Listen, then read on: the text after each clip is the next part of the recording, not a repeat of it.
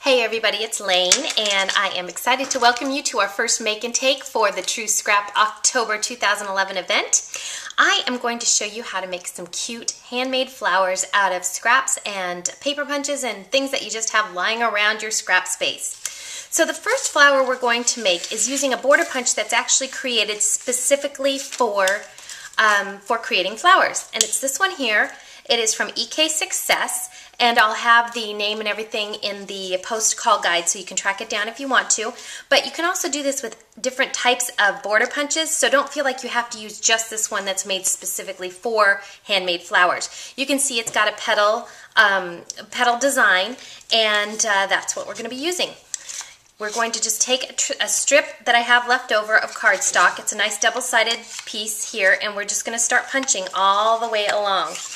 And sometimes these punches can be a little finicky, and I actually like to turn them upside down. Sometimes that makes them easier to punch and easier to line up the pattern because we want nice, even petals. This one is being a little finicky, isn't it? Now you can make your petals as many or as few as you want depending on how big you want your flower to be. I'm going to go a little bit past halfway on this sheet of 12 by 12 or this strip of 12 by 12 cardstock, just so you can see the effect that we'll get with that. Now I like to use double-sided cardstock for this because then it looks pretty inside and outside, or double-sided pattern paper, but you can do either single-sided, double-sided cardstock, whatever you like.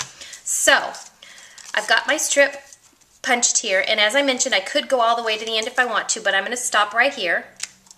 Then I'm going to start rolling. But before I start rolling, I want to decide which side I want to be on the inside and which I want to be on the outside.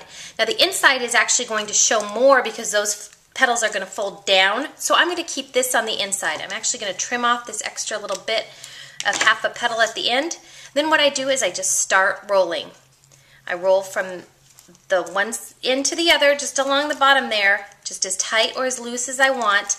I tend to favor doing it a little bit tighter rather than looser because you can always let it loosen up at the end. And I just roll, roll, roll all the way. And again, the pattern that I want to show is going to be towards the inside. Once I get near the end here at the back end, I'm going to add just a tad of adhesive to seal off the end there. Now I've got this thing that looks like a feather cap or a bud on a tree or something, and then I just start working from the outside in, folding those petals down. Now you don't have to worry about getting them perfect and making sure they're perfectly spaced because nature is not perfect. You're going to see things that are doubled up or petals that are smaller than the other, and that's what makes it charming and realistic. If it was too perfect, it wouldn't look like it was made by a pair of loving hands.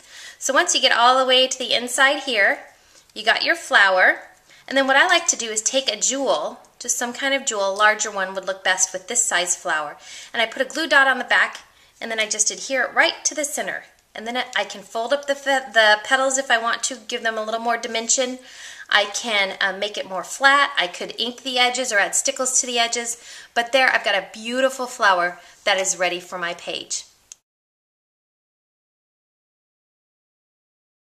Okay, we are back for our second handmade flower from scraps, and for this flower I am going to use a variety of different whole size of circle punches. I've got one that's about a 2-inch punch from Fiskars, and I've got a 1 1/4 and a 1 1/2 from Paper Shapers. And again, I'll have links to everything in the post show notes, but feel free to use what you have on hand at home. You don't need to use exactly what I have. That's what makes them fun and different. So the first thing we're going to do is I'm just going to grab a couple different pieces of the scrap paper that I have set aside. I went ahead and pulled out some ones that all look good together. And then I'm going to punch some different sizes of paper. And I'm using some double-sided pattern paper. This is a very old one of my very favorites from Creative Imaginations. They don't make it anymore. So I'm treating you to some special reserve stock. I hope you appreciate that. This is a double-sided one. I believe this one is Cosmo? No, it's not Cosmo. I'll have to think about who that is. Oh, crepe paper. This has got to be crepe paper. And it's double-sided, and I'm probably going to use the green side there just for a little bit of a pop of color. And this is the other side of the crepe paper. And you can see I'm doing big, little, and medium. Do that one like this, and let me do one more of this side in the medium size. I'm kind of thinking about how I want these flowers to look when I'm done as I'm playing with them right now. And I think I'm going to layer them like this. Now, petals in nature, I've been told, have odd numbers. They don't have even numbers of petals. So when you layer something up like that, try an odd number versus an even number. So this is what I'm going to be doing. But before I put them all together, I am going to crinkle these up and distress them, because that's going to give them more dimension and give them a little more visual interest and make them look a little more, I don't want to say realistic, because these obviously don't look like real flowers, but just a little more fun. So I just crinkle them up. I like to do it from the center out, kind of loosens the fibers in the paper. And you can get these as wrinkly as you want. You could add some ink to them if you wanted to. I don't tend to ink a lot of things. I like the clean look, but you could certainly do that if you wanted to. And then I'm going to be layering them up like this. Of course, at the end, I'll show you pages that I used all these on. But use whatever size you have of circle punches at home. Use whatever papers you have. Experiment. These are great projects for experimentation because they're just scraps. You're going to probably toss them out anyway, so you might as well do something extra special, fun with them before you just toss them in the recycling bin. That would be sad. Okay, so now they're all crinkled, and this is how I'm going to layer them. But first, I'm going to go grab a couple buttons, and I'll be right back.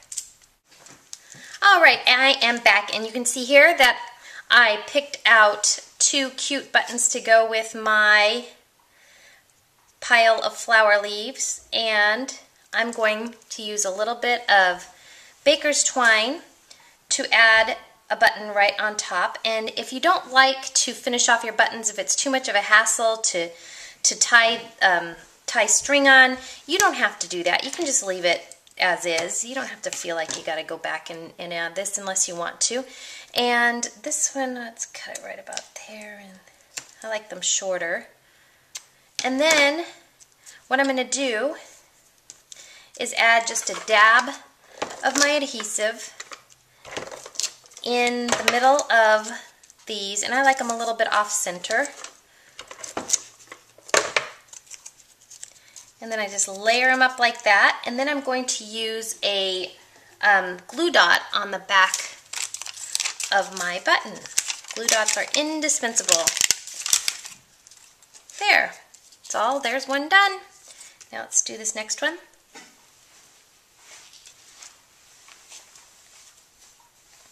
This is the toughest part of the whole flower, is threading the twine through the button.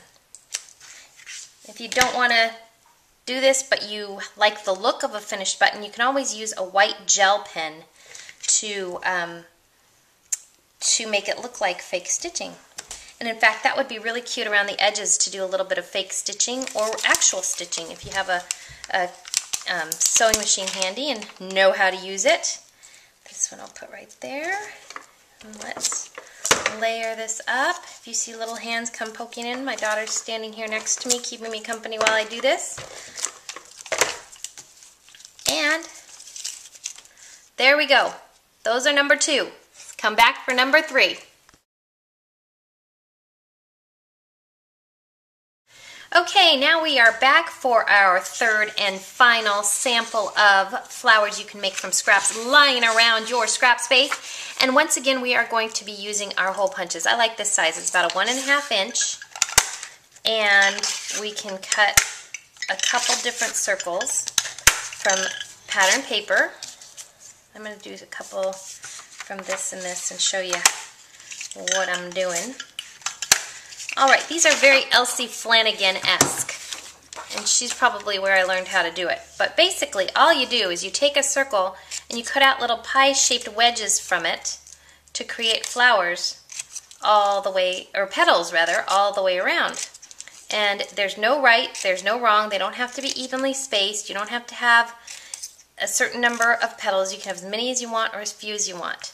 And you do this a couple different times on a couple different pattern papers.